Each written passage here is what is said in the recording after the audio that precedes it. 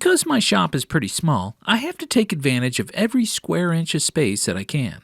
And to keep my tools readily accessible yet easy to move around, I've chosen to mount as many as I can flat against the wall using French cleats. Now, these are just angled cleats that are screwed to the wall. And then on those cleats, I hang custom holders that I make for each of my tools. Well, recently I've gotten some new tools for the shop, and in this video I'll be making some new custom holders to hold them up on the French cleat tool wall. This should be fun. Let's get into it. So Jessam sent me some of their brand new T-squares. There's 4 different sizes and they're all named after blades. There's the dagger, the cutlass, the longsword, and the claymore. These things are awesome and they're super high quality. Each one has a handle on their bottom, so they're very easy to grab and use. They're made from aluminum and stainless steel, so they're durable but not too heavy. And each one has a switch that flips out a couple tabs, and then the ruler section itself has their flex grip technology built in, so it doesn't move on you when you're marking out your lines. Normal T-squares can wobble on the end, but with the stabilizing tabs, it doesn't move at all, and it slides right along the edge of your stock. Now the big 24-inch one, the Claymore, this is a monster. This thing is so cool. Fun fact, I get mistaken for Arnold Schwarzenegger all the time. Yes, I admit that the similarities are uncanny. I mean, just look for yourself. We're identical. But just so that there's no confusion, I'm the guy on the right. All right, back to the project. To mount the 3 smaller ones, I want to take up the least amount of wall space, but at the same time, have all 3 of them easily accessible. I was thinking that maybe I could somehow nest them on top of one another like this. I used some little scrap pieces of wood to space them up from each other, and then continued to do the same thing on the handle side as well. And once I had them all evenly spaced, I could use a set of calipers to jot down all the measurements that each one was from the others. I drew out the shape of the piece that I'd need at the end, and then repeated the same process for all the other areas that would need support as well. Once I had the dimensions, I could hop on my computer and draw them all out within Fusion 360. At this point, I realized I could try to make this out of wood, but that would require some really precise cutting on some really small pieces. Well, it occurred to me that it would be a heck of a lot easier to just export these shapes and then print them out on my 3D printer. So that's what I did. With the printed pieces in hand, I could test fit them, and they ended up fitting perfectly. Next up was making the backer board that the T-squares will be mounted on.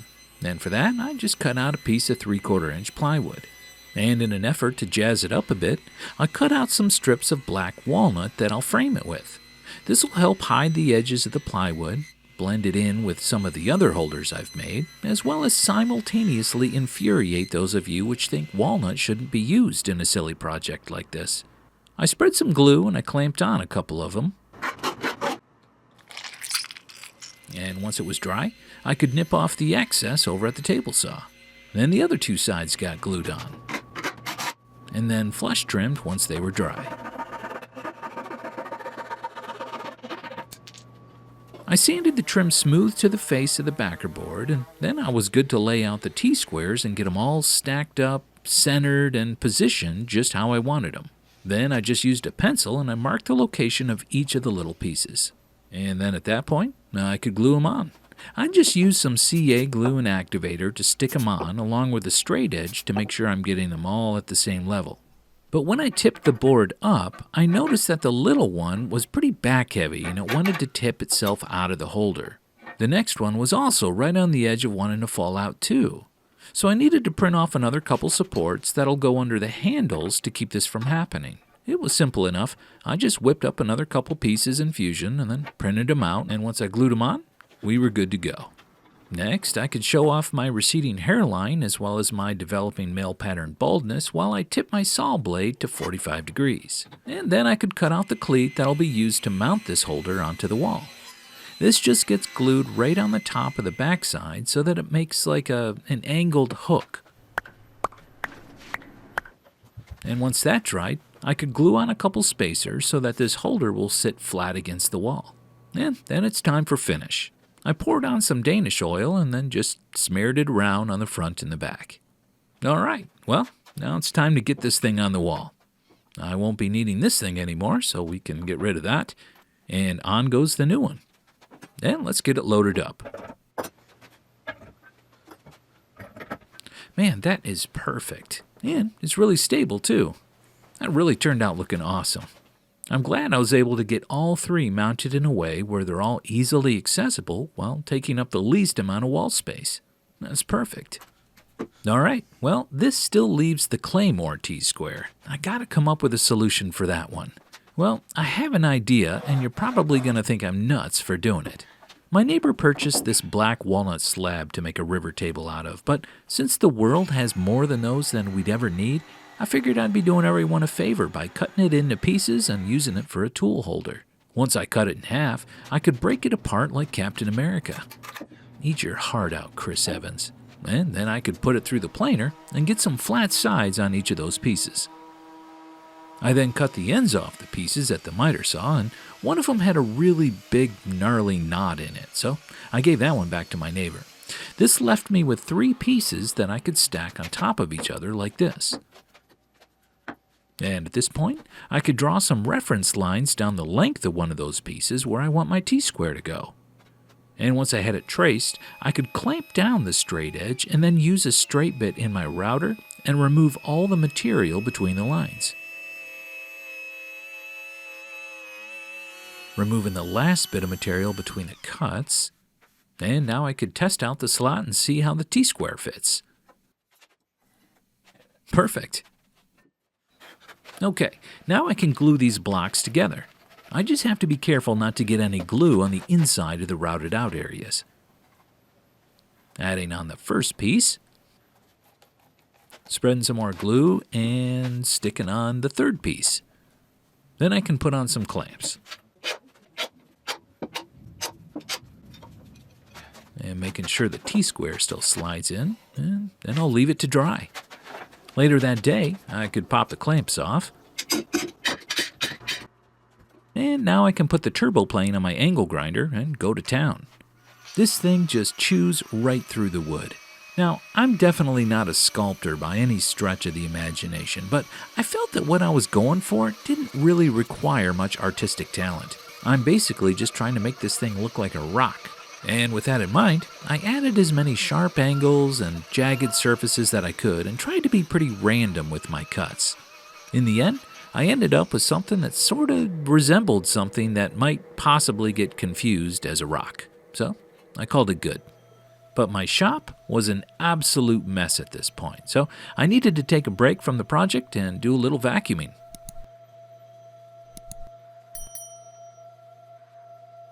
There we go. So this is what it ended up looking like. I got all the pieces blended together quite well, and it sort of looks like a big jagged stone, so I just needed to get some finish on it now. And once I started working the oil into it, man, it was crazy how dark it all got. And surprisingly, it looked even better. Once the bottom was completely covered, I could work up towards the top until I could get the entire thing thoroughly coated with the Danish oil. And now just check this thing out. I love that little section of spalting that shows up there on the side. And the oil really darkened up the whole thing, so now it looks like some kind of crazy jagged stone. And when the Claymore T-square is stuck in there, it just looks so sweet. I love it. Alright, well, this thing is going to live right down here in the corner. It's out of the way, but yet still super convenient when I need it. So when I need to do some layout work and I need a long T-square, I can just reach down and pull the sword from the stone, wave it around a few times like a maniac, and then get to work. That's great.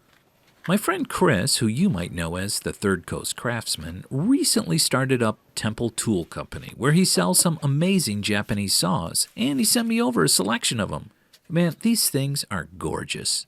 A beautiful hardwood handle with brass screws. The blade is high carbon steel with a brass back. These things are absolutely exquisite. Definitely the nicest saws that I've ever had. And he sent me over 4 of them. A double-edged Ryoba pole saw for rips and cross-cutting, a Dozuki rip saw and cross-cut saw, and a little 6-inch flush-cut saw. Okay, so now I definitely need to make a really nice holder for my really nice saws. I have an idea of sort of a gravity friction holder, and I want to see if I can get it to work. I got the idea from how I store my broom in my kitchen pantry. It fits into a groove, and there's a roller that's on a small incline that touches one side of the handle. As you let go, gravity pulls down and the friction causes the roller to get wedged, which pins and holds the broom handle in place. I'm curious if I can build something similar out of wood for the saws. So now I'm just cutting out what'll be all the little inclines for the rollers. Basically, I'm just making 5 triangles. Then I need something to fasten them onto, so this'll be the backer board. And now I need to find a piece that I can make the rollers out of. After digging around for a bit, I found this weird looking piece of walnut which will work just fine. Let's get it onto the lathe.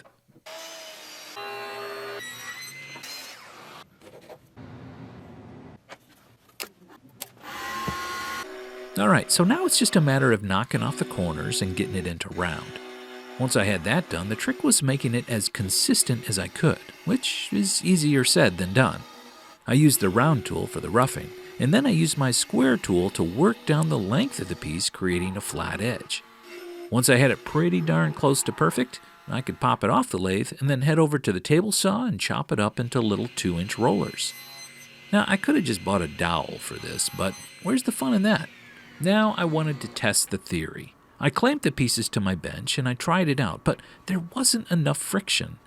The roller wasn't grabbing onto the saw blade, but when I added some rubber bands to it, it definitely grabbed a lot better and it was sorta working.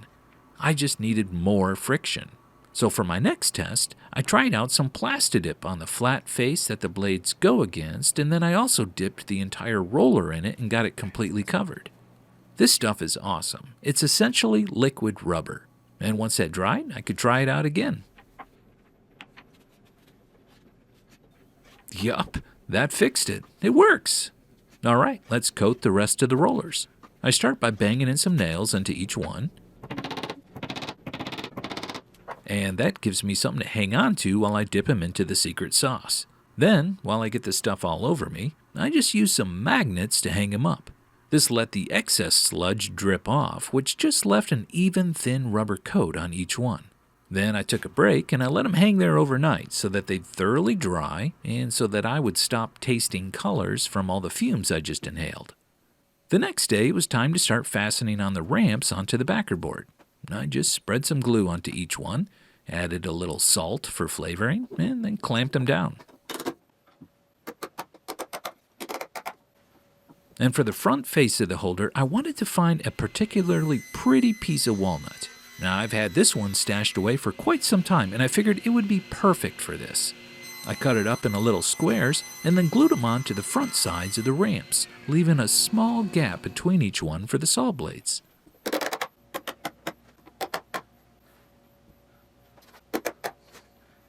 A cleat gets cut at 45 degrees on the table saw and then glued onto the back of the holder. And then lastly, I can add some finish to the whole thing. In this case, I brushed on some hard wax oil to really make that grain pop. Now I just need to make some room for this thing on the tool wall.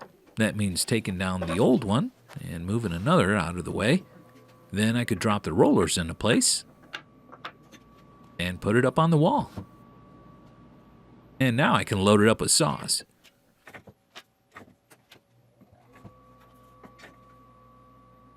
Man, this thing is just so cool. And it's so fun to use. It's almost too pretty, though. It kind of makes my other ones look sort of bland. Alright, one more to go. The folks over at Surf Prep sent me a care package because I've been promoting their sanders for years now. I've been using their 6-inch electric ray random orbital sander for a long time, and it's been fantastic. But as you might know, you can't really get into tight spaces or into corners all that well with a random orbital sander. It just doesn't work. For those areas, you really need a sander that's smaller and has square corners. So they sent me their little 3x4 sander. I currently have my 6-inch mounted right here, and I'd like to mount the new one right next to it if I can. And maybe I could come up with a way to have the power cord wrapped up below it. Well, that's the plan at least. The holder should be pretty easy to make. Basically, it's just going to consist of 2 side walls that have a shaped piece on top that catches the sander when it's dropped in. Once I have the walls cut to size, I can make some measurements and then start to sketch out how the top piece needs to be shaped. And once I have it looking pretty good, I can just cut it out and then hold it up in place to see if I actually got it right. And if you're a professional like me, then you'll absolutely nail it on the first try and not have to do it over and over and finally get it figured out on the fourth attempt. I transferred the shape onto another set of pieces, and then I stuck them together with painter's tape and CA glue so that I could shape them both at once. Then I just took them to the belt sander and I grinded away at them until I removed all the material up to the line. At this point, I could pop them apart and hold them in place to test the fit.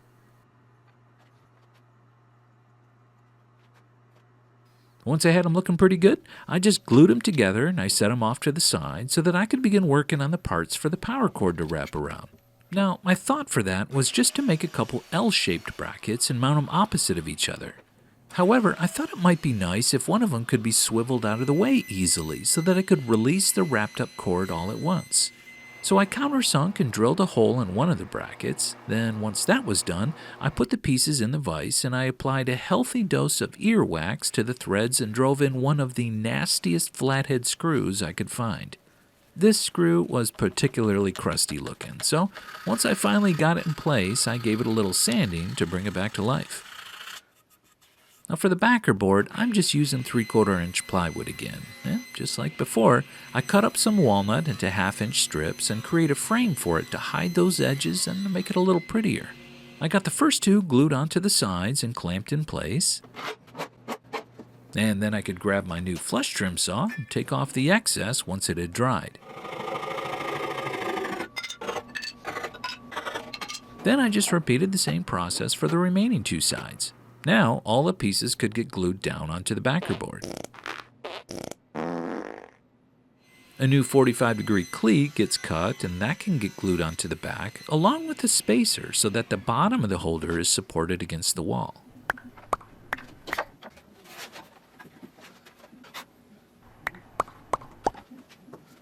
I drizzle on some Danish oil to darken up the walnut and to give the holder a little bit of protection. And then I can add this thing to the tool wall. I dropped a little 3x4 sander into its new holder, and then the power cord can be wrapped around the brackets underneath. Then my 6-inch orbital fits in right beside it. And what's nice is that if I want to switch sanders, all I have to do is flip the top of the bracket around, release the power cord, switch over the dust hose, and I'm ready to plug it in and use it. Lastly, I designed and printed a bunch of these little clips. These clip onto the dust hose, and then the power cable can get pressed into the top of them to hold them both together and to keep things all nice and neat. So which one do you like the most? The sander holder? The one for the saws? The nested T-square holder? Or the sword and the stone? Let me know down in the comments. Now, I've been using French cleats for years, and I love it. It allows me to be very space efficient, they're super versatile in that I can change the configuration very easily, and it allows me to be creative in coming up with some neat holders for my tools. If you're interested in any of the T-squares, the saws, or the sanders that you saw in the video, I have discount coupons for all of them, and you'll find those in the video description. Also, I'll have the step files available for free if you want to 3D print the holders that I used for the T-squares or the clips that I used on my dust collection hose. You can find those in the video description as well. So, thanks for watching. If you're new here and you think I've earned it, consider subscribing to the channel. I've got lots of other videos that I'm sure you'll enjoy. Well, that's it for this one. Thanks again, take care, and I'll see you next time.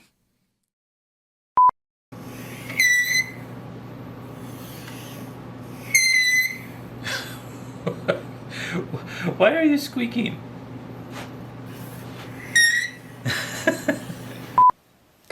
It's not dried up in there, is it? What the heck? Oh, it's glued closed. Oh no. Not good.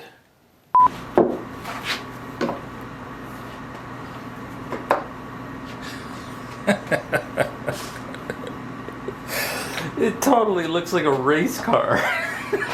I didn't even mean for that. Ugh, whatever. It's a rock. Dang it. Crap. Oh, crap. That's not good.